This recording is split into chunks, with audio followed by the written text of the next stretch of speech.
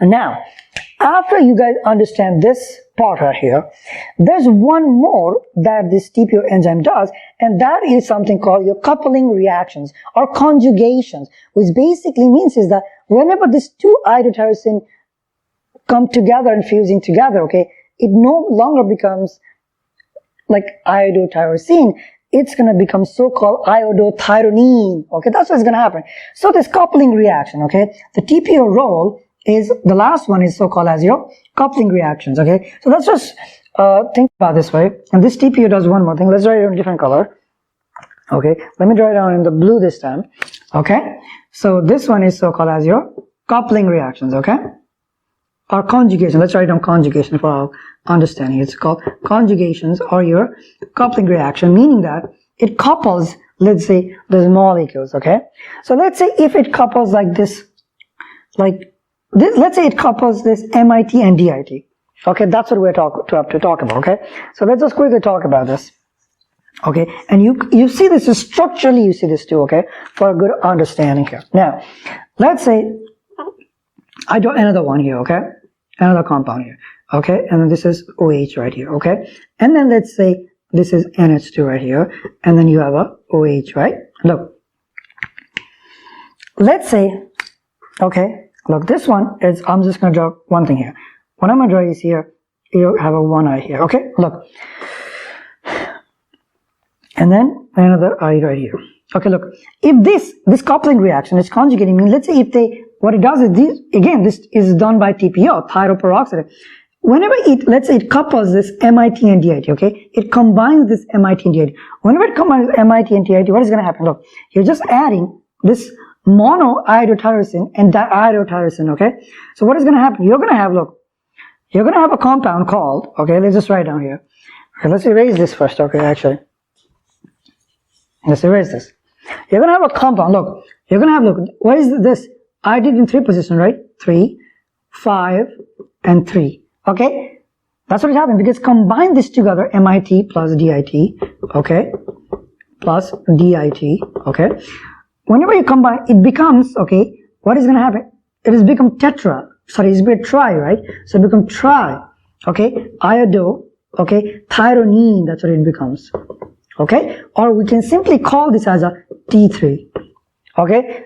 That's what it happens. This is done by coupling reactions, okay? And then, let's say it also does, what it does is it couples with the DIT and also another DIT. So let's say, let me change this. Okay, let's just come back here, and then you make another structure right here, okay? And then we'll just simply say, okay, just understanding purpose. Let's just say this is I here, this is I here, okay? And this is, let's say I here, and let's say this is I here, okay? So basically, let's say this is one tyrosine and this is one tyrosine, but it added, okay, 2 DIT molecules, meaning that each one of them has a 2 this iodine, right? So if this is the case, right, let's say this is one DIT, let's say this is one DIT, plus and this another DIT, okay, what is that going to become? It is going to become 4, right? So it becomes tetra, okay, tetra, okay, iodothyronine, okay, or they also call, simply they call as a thyroxine, they also call this as a thyroxine, or simply you can call this as a T4, okay? That is how, and this is obviously done by so-called your TPO enzyme, which is a thyroperoxidase, okay? That's what it does. But one more thing you have to remember is, guys, the ratio, okay? The ratio of the TPO works is that, okay, you know, usually it makes more T4 comparing to T3, okay? It's about like, okay, it's like a 1 to 10 ratio, okay?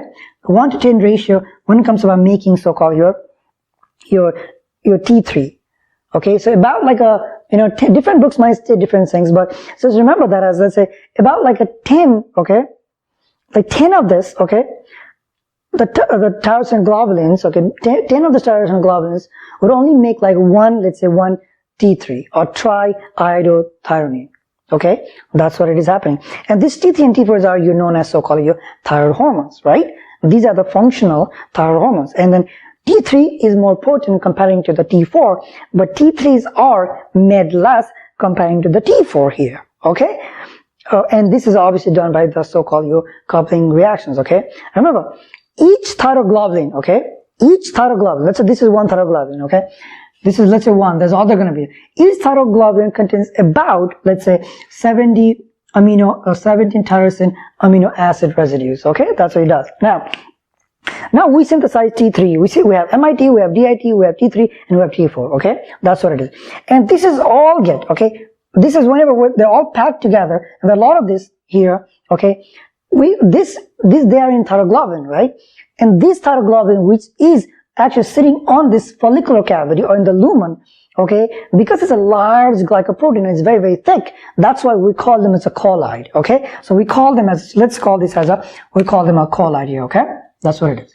Now one thing that I'm going to do here is that, okay, once I have this, okay, I'm going to write the role of this TPO first, okay? That's something I'm going to do. Okay, let's write down here. One of the role of your TPO, okay, because this is very, very important, and then they can ask any questions, and then certain drugs works there, so we'll talk about that too. Okay, TPO right here, okay? One of the role of TPO is like, look, what is this? It is the oxidations, okay? What it does is oxidations of your iodine, okay? This is something that you have to remember. That's what it does, okay? And then second thing it does, okay, this is one. Second thing it does is organification, right? Organifications of your so-called your iodine, okay? Or you can simply say the iodinations of tyrosine residue. And third thing it does is a coupling reaction or conjugations, okay? So these are the role of so-called your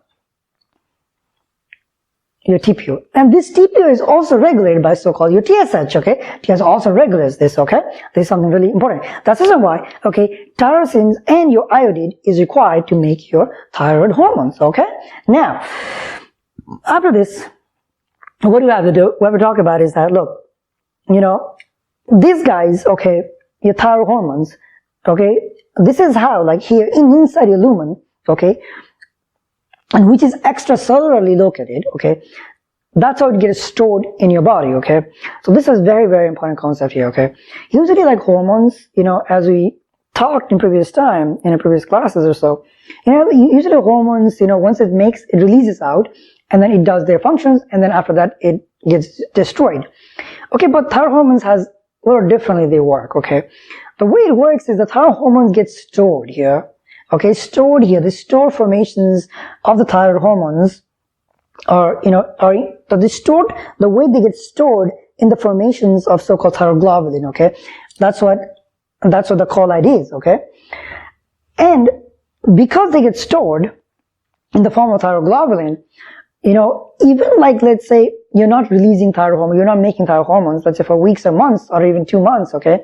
Usually because thyroid hormones, your thyroid gland stores the thyroid hormones, what happens is that it's still, you know, you would not be deprived of your thyroid hormones because thyroid hormones will keep releasing into circulations because they were able to store those thyroid hormones, okay? This is something that important concept that you should remember, okay?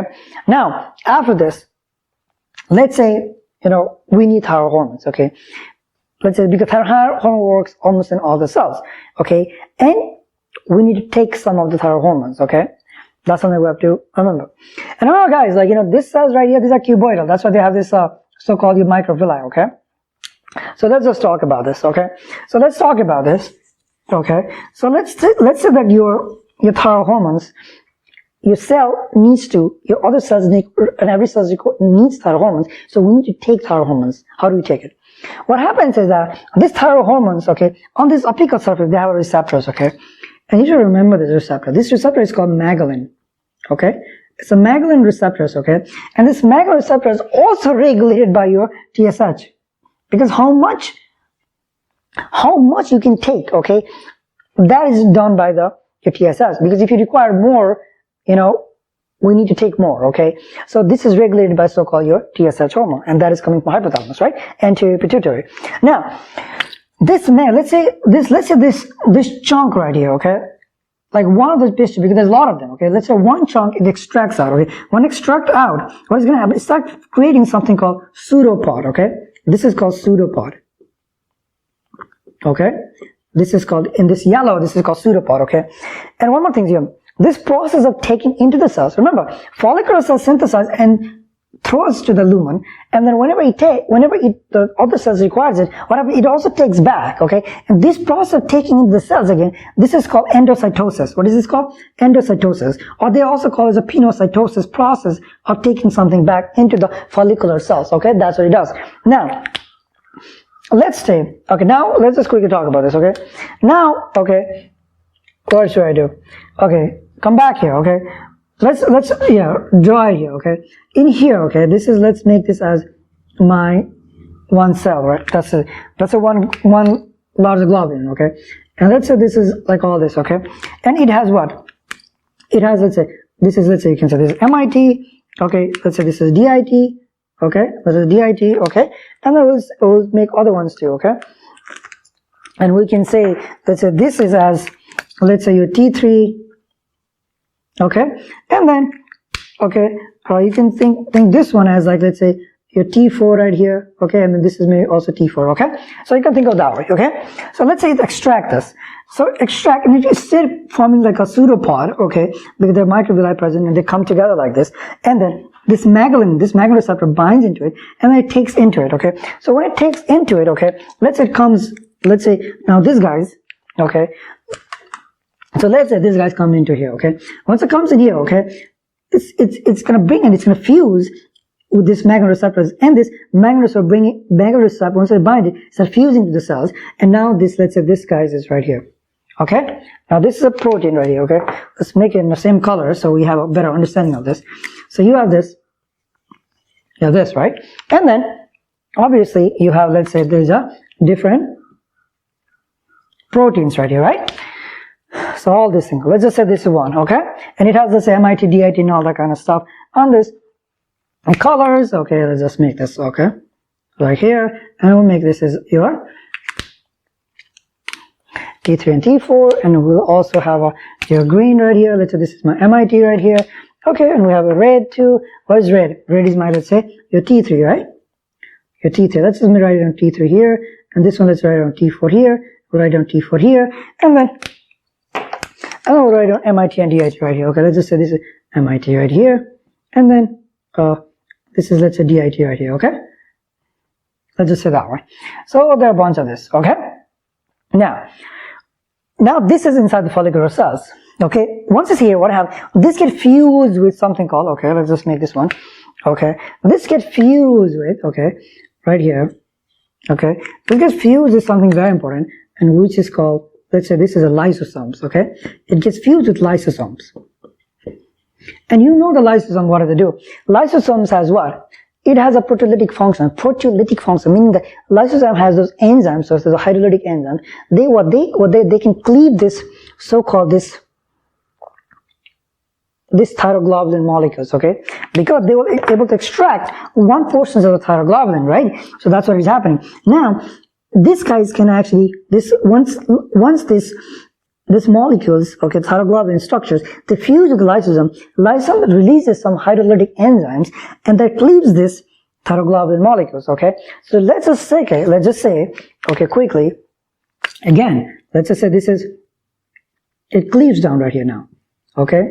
And let's just say, okay, now when it cleaves or when it fuses together, it starts breaking down, okay, and the breaking down, and let's say this is going to be, this is going to be my MIT right here, okay, and let's say this is DIT right here, okay, and this is T3 right here, and we can say this is T4 or T4, all that kind of, so it's breaking down, okay, it's breaking down, and once it breaks down, so what happens, what is releases here now? Let's write down here. You have, okay, MIT here, okay, you have DIT here, okay? You have a T3 here, and you have a T4. Maybe that's a T4, okay? That's how it is. So this is what it is happening here. Okay? Now, after this. So, fusing of this one, because the lysis releases hydrolytic enzymes again, and then it breaks down into the MIT, DIT, T3, and T4. Okay, that's what is happening. Now, really, and other amino acid too, and there are other amino acid too, let's just write down other single amino acid also, okay? Now, the most important concept here is that, guys, this MIT, DIT, and this amino acid, they do not go to the interstitium and they do not go to circulation. What happens is that with these guys, like MIT, DIT, and all this, they get so-called as, they come back, okay, and then they go, okay, with something very, very important happens, okay? What is happening here is that they go back to the lumen, okay? But before, in order to do that, what is going to happen is that there's an enzyme that located here, okay? These are called, okay, iodinations enzymes. Okay, what is this called? Deiodination enzymes, which basically means is that, and these are located in the follicular cells, okay, so they can call me as a D1 also, okay. This deiodination, what is that? They remove the this iodine molecules. Remember this iodine, it removes it. So when it removes, what is going to happen? You have a one, it will become iodide, and then other one, it's just going to become your amino acid, which is a tyrosine, right? Single amino acid, that's what it's going to become, right?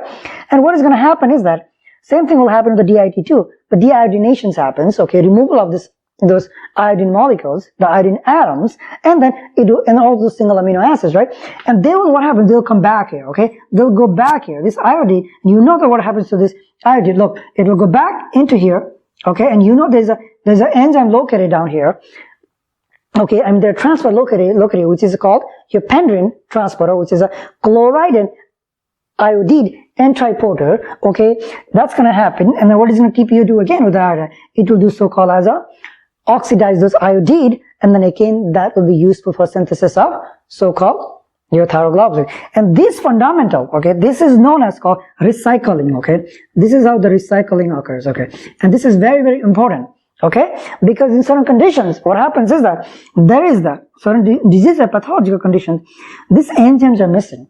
If the deiodinations is missing, then recycling does not occur. If the recycling does not occur, that could result into deprived of this atom, which is iodide, okay, and then later that will be deprived formations of so-called your iodine, and then that will result into low T3 and T4, meaning whenever you have a low level and low T4 productions, we call them as a hypothyroidism, okay? So this could lead into hypothyroidism if there's a deiodinations enzymes deficiency, okay? And that does happen on certain pathological conditions, okay? Because babies are born without this enzyme, okay? And that could result into so-called hypothyroidisms, okay?